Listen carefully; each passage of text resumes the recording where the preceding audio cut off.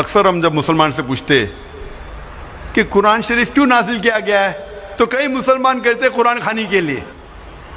قرآن نازل کیا گیا قرآن خوانی کے لیے. جب آپ نیا گھر خریدتے تو قرآن خوانی ہوتی ہے, آپ نیا آفس لیتے تو قرآن خوانی ہوتی ہے, کوئی انسان مر جاتا ہے تو آپ قرآن پڑھتے.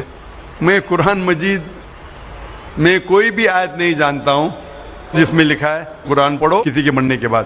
میں کہیں بھی کوئی بھی حدیث نہیں جانتا ہوں جس میں لکھا ہے جہاں اللہ کے رسول یا صحابہ نے کبھی قرآن پڑھے کسی کے مرنے کے بعد, کہ قرآن خوانی مرنے کے بعد لوگ کو بلایا جاتا ہے اور قرآن پڑھایا جاتا ہے. اگر آپ قرآن پڑھنا چاہتے بے شک پڑھو, آپ ہر روز پڑھو, عربی میں پڑھو اور معنی کے ساتھ پڑھو. میں ایک مثال دینا چاہتا ہوں کہ ایک انسان جاتا ہے فرانس بی اے میں گریجویشن کرنے کے لیے. ایک ہندوستانی جاتا ہے فرانس اور وہ فرینچ زبان نہیں جانتا ہے, فرینچ زبان نہیں جانتا ہے لیکن انگلش جانتا ہے, اور انگلش کی لکھاوٹ ABCD وہ فرینچ میں بھی ہے لیکن معنی الگ ہے. تو وہ فرانس جاتا ہے گریجویشن کرنے کے لیے, ہر روز وہ کالج میں حاضری دیتا ہے, اسے ملتا ہے پی از فار پریزنٹ. ہر روز وہ حاضری دیتا ہے. جب ایگزامینیشن کا پیپر آتا ہے لیکن وہ کچھ سمجھتا نہیں کیونکہ وہ فرینچ نہیں جانتا ہے. جب ایگزامینیشن کا دن آتا ہے وہ ایگزامینیشن ہال میں جاتا ہے, وہاں بھی اسے پی ملتا ہے, پی فار پریزنٹ. میں آپ سے پوچھنا چاہتا ہوں جب وہ پورے سال میں کچھ فرینچ میں نہیں سمجھا, وہ ایگزامینیشن میں بیٹھیں گا, ایگزامینیشن پیپر بھی ہے فرینچ میں, کیا وہ ایگزامینیشن میں پاس ہوں گا؟ بالکل نہیں. پی کا مطلب پاس نہیں, پی کا مطلب پریزنٹ. لیکن وہ پاس نہیں ہوگا, اس سے پاس ہونے کے لیے سمجھنا پڑے گا. تو اسی لیے اگر آپ اس زندگی میں پاس ہونا چاہتے تو آپ کے لیے فرض ہے کیا اس زندگی کے بارے میں جانیں, کیا چیز اچھی ہے کیا بری ہے, کیا فرض ہے کیا حرام ہے. اور اللہ تعالیٰ فرماتے قرآن مجید میں سورہ ملک میں سورہ نمبر 67 آیت نمبر 2 میں, الذی خلق الموت والحیات, کہ اللہ سبحانہ و تعالیٰ نے موت اور زندگی دی ہے تاکہ وہ جانچ سکے کہ آپ میں سے سب سے اچھا کون ہے عمل میں. تو اللہ تعالیٰ کہتے ہیں کہ یہ زندگی ہمارے لیے امتحان ہے. اللہ نے موت اور زندگی پیدا کی ہے تاکہ وہ جانچ سکے آپ میں سے عمل میں سب سے اچھا کون. تو یہ ٹیسٹ میں جب آپ بیٹھ رہے ہیں, اس ٹیسٹ کے اصول آپ نہیں جانتے, اچھا کیا برا کیا, فرض کیا حرام کیا, تو کیا فائدہ.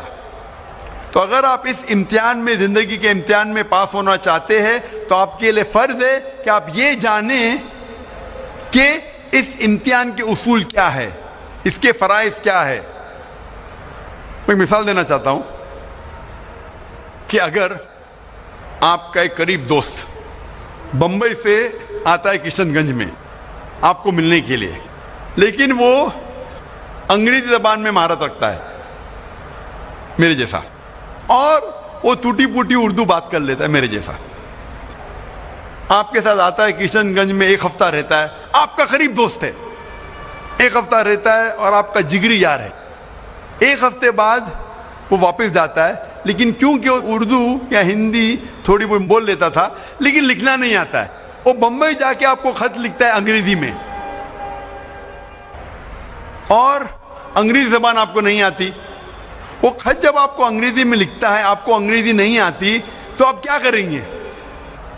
آپ یہ جاننے کی کوشش نہیں کریں گے کہ میرا جگری یار کیا کہہ رہا ہے اپنے خط میں, کوشش کریں گے کہ نہیں؟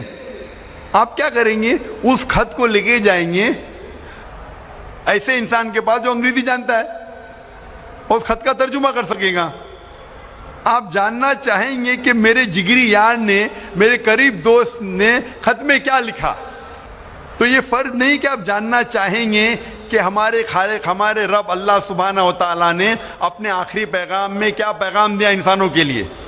آپ کو آخری پیغام کو ترجمہ کرنے کی ضرورت نہیں, کیونکہ اس کا ترجمہ ہو چکا ہے, اور الحمدللہ دنیا کی اہم زبانوں میں اس کا ترجمہ ہو چکا ہے.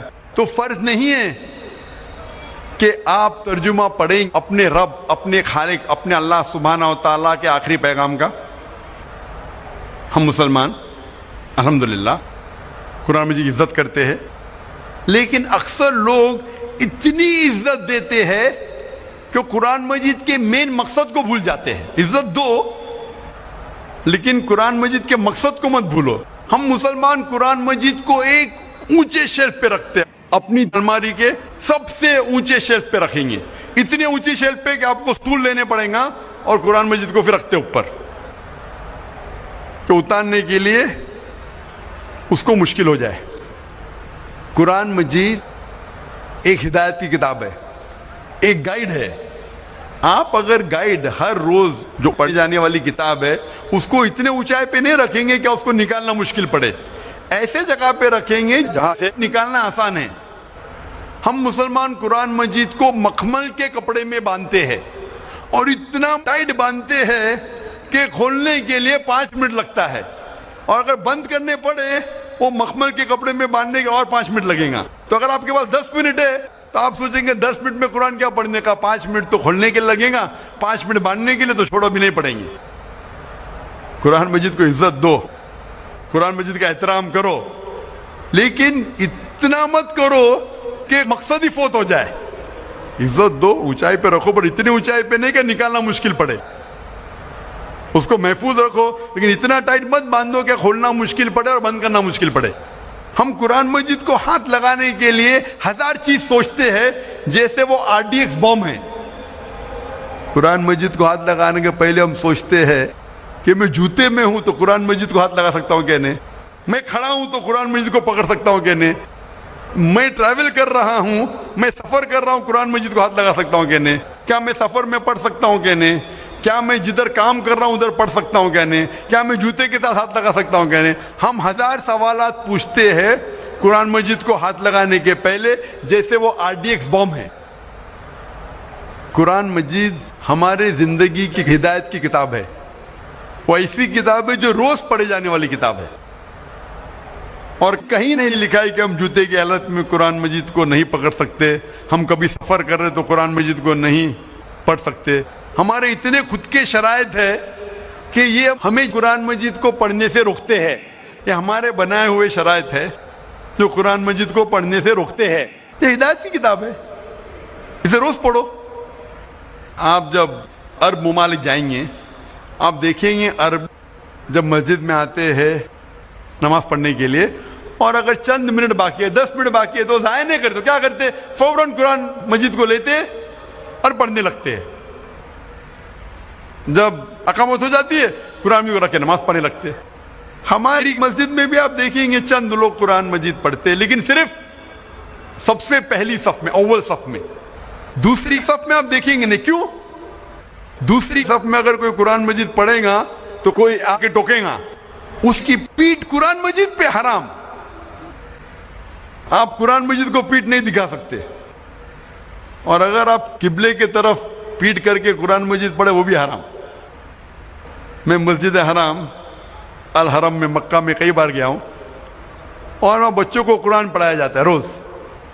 دیکھا ہوں میں استاد کا منہ قبلے کی طرف اور سب بچے استاد کو دیکھ کے پڑھ رہے. کدھر بھی نہیں لکھا ہے کہ کعبہ کو پیٹ کر کے قرآن مجید نہیں پڑھ سکتے. اور اکثر لوگ جب بیٹھتے قرآن مجید پڑھنے کے لیے تو صف میں بیٹھے رہتے، ان کی پیٹ قرآن مجید کی طرف ہے. یہ ہمارے خود کے بنائے ہوئے شرائط لگاتے قرآن مجید پڑھنے کے لیے، خود کے شرائط جو قرآن مجید کا مقصد فوت ہو جاتا ہے. کم از کم قرآن مجید تو پڑھو.